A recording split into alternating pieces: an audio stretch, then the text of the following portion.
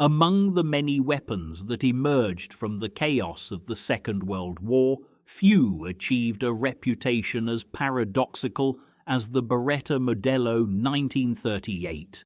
It was a weapon designed by a fascist regime, manufactured by a country that would ultimately switch sides, and carried by soldiers fighting for wildly different causes. Yet across all of these contradictions, one fact remained consistent. The Beretta M38 was one of the finest submachine guns of the war. This is not merely the story of an Italian firearm. It is the story of how engineering excellence can transcend politics, how a weapon can earn the respect of both allies and enemies, and how a submachine gun became a benchmark against which others were judged. Italy entered the interwar period with ambitions far exceeding its industrial capacity. The First World War had exposed weaknesses in Italian small arms doctrine, particularly in close quarters combat. While Italy had pioneered early automatic weapons like the Villa Perosa, those designs were crude, awkward, and ill-suited to infantry use.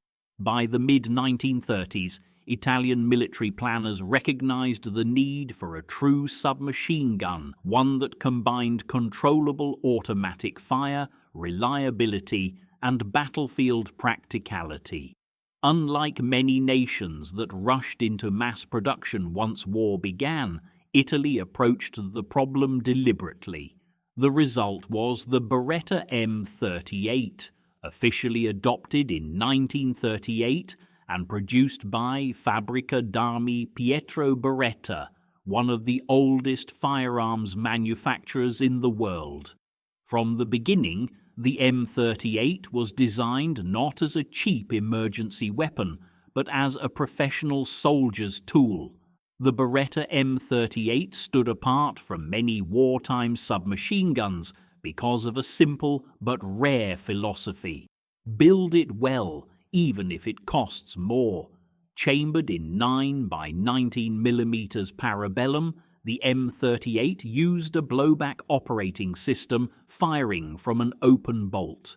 This was common for submachine guns, but Beretta refined the system with exceptional machining tolerances and internal polish. Robust steel construction, heavily machined rather than stamped wooden stock, providing excellent stability and recoil control.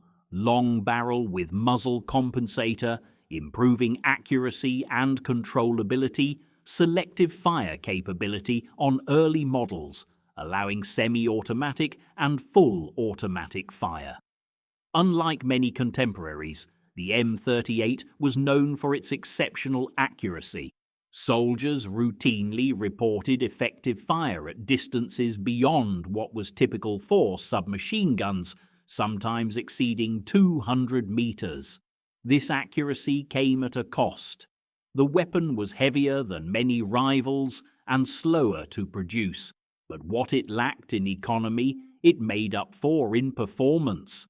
The Beretta M38 saw its earliest combat use during Italy's colonial campaigns and interventions in the late 1930s. These conflicts provided valuable testing environments where the weapon proved highly effective in close-range engagements and urban fighting.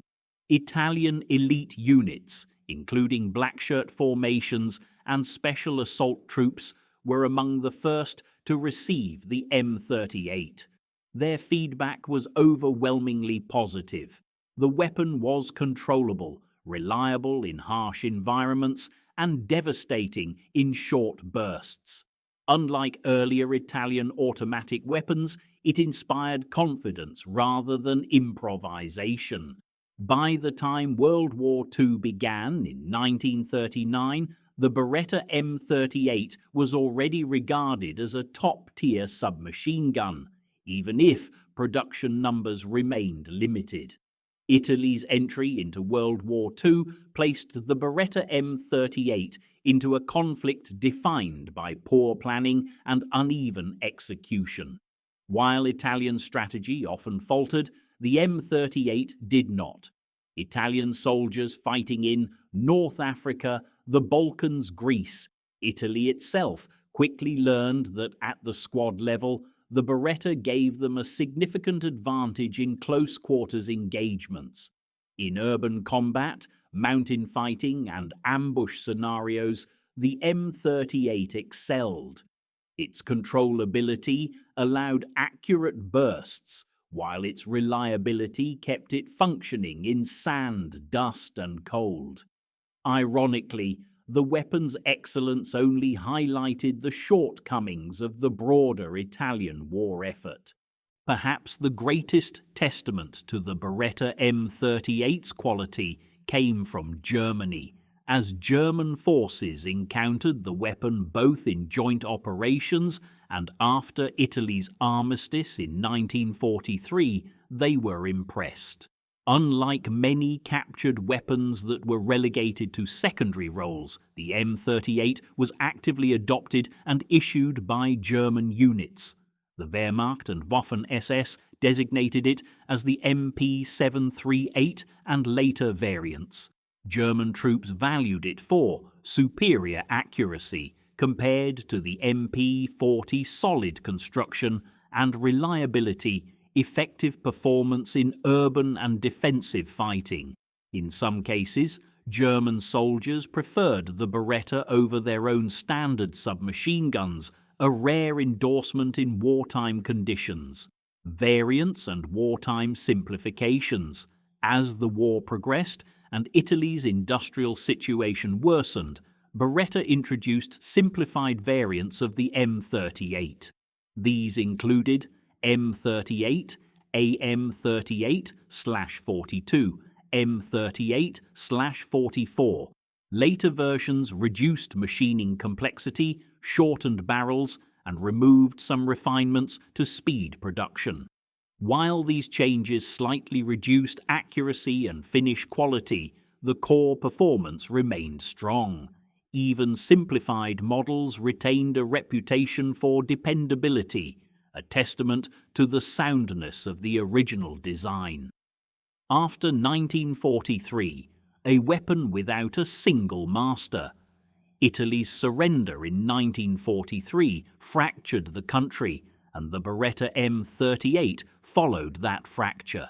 The weapon was now carried by German occupation forces, Italian Social Republic units, Allied aligned Italian forces, resistance fighters and partisans.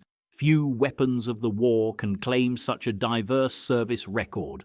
For Italian partisans, captured M38s became prized assets. Reliable, powerful, and familiar, they were ideal for ambushes and urban sabotage. Once again, the Beretta proved adaptable, not because it was cheap or plentiful, but because it worked. When compared to other iconic World War II submachine guns, the Beretta M38 occupies a unique position. Compared to the MP40, it was heavier but more accurate. Compared to the Sten, it was vastly superior in quality and reliability. Compared to the Thompson, it was lighter, cheaper, and easier to control. The M38 did not win on cost or speed of production. It won on performance and soldier confidence. In many ways, it represented an older philosophy of weapon design, one that valued craftsmanship even in industrial war. One persistent myth suggests that Italian weapons were universally inferior during World War II. The Beretta M38 decisively disproves this narrative. Another misconception is that the M38 was rare or insignificant. While not produced in the millions, its influence far exceeded its numbers due to its adoption by multiple armies.